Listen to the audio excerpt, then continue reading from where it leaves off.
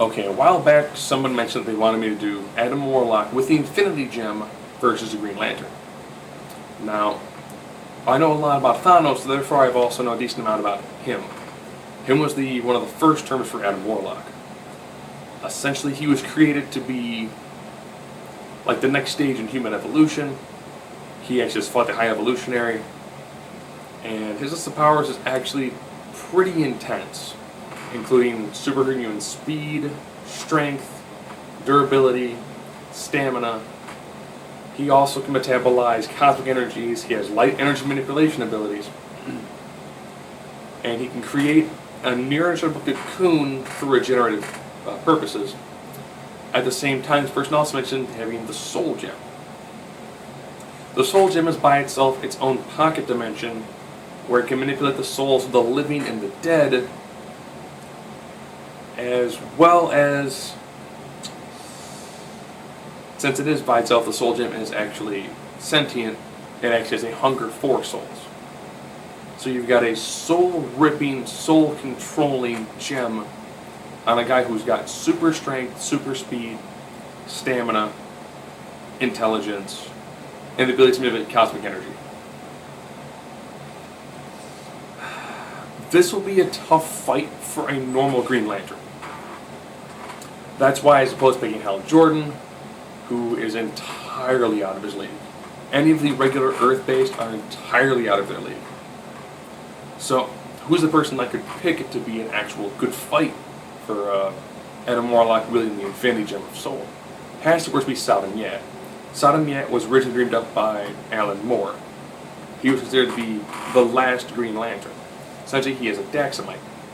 A Daxamite is kind of like a Kryptonian. You know, it's under the yellow sun, they get all the Superman sort of powers. They don't lead us to kryptonite, instead it's to lead.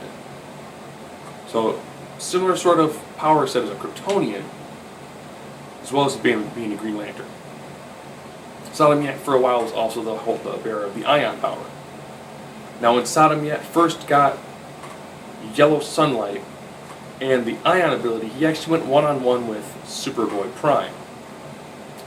So you can kind of tell if he has the ring, ion, and Kryptonian heritage abilities, he was able to take on probably the most powerful character in the DC universe. So I can't give him the ion powers because that puts him way, way, way up there. So instead, we will go with Adam Warlock versus Sodam Yat.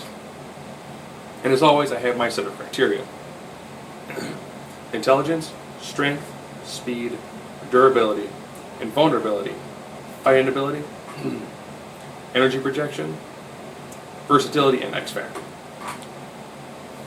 Okay, we'll go first with intelligence. Sodam Yat grew up in a very xenophobic society. And having done that, he initially wanted to leave his planet. An alien crashed. His people found the alien and then turned him into essentially a tool to show how horrible aliens are on the outside world. While he was doing that, he was building his own rocket. So he does have a decent amount of scientific background. However, he's taking on Adam Warlock. Adam Warlock is an amazing strategist. You know, this is the person when Thanos had the Infinity Gauntlet, the person they went to try to figure out how to stop him with Adam Warlock. So you've got Thanos with the omnipotence of the Infinity Gauntlet, and Adam Warlock is your best bet. So intelligence, Adam Warlock. Fighting ability.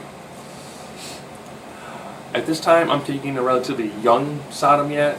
He does have some fighting ability, but he probably has his training from the Green Lantern Corps. Adam Warlock, on the other hand, has had an awful lot of training and has also been trained by Gamora. So I'm going to give the fighting ability edge, ironically also to Adam Warlock. Strength. Adam Warlock is very strong. You know, he's actually quite a bit below someone like Thor, taking on a Daxam who could be near Superman level. So strength, Sodam Yat.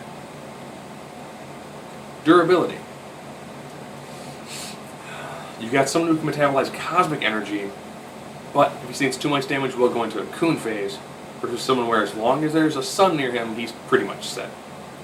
I will give the durability edge to Sodam Yat. And vulnerability. You're taking on someone who has fought cosmic level creatures. It takes a lot to damage him. Versus somebody who, his weaknesses are to things like magic and lead. Or Sodam Yat, Adam Warlock has the ability to use quantum magic. So I'm actually trying to get the vulnerability edge to Adam Warlock. Now we're at the raw energy projection stage. I got somebody who can rip the souls out of somebody, manipulate souls, as well as use quantum magic. Use quantum magic and use cosmic energies. I think that just from the raw output, it is Adam Warlock.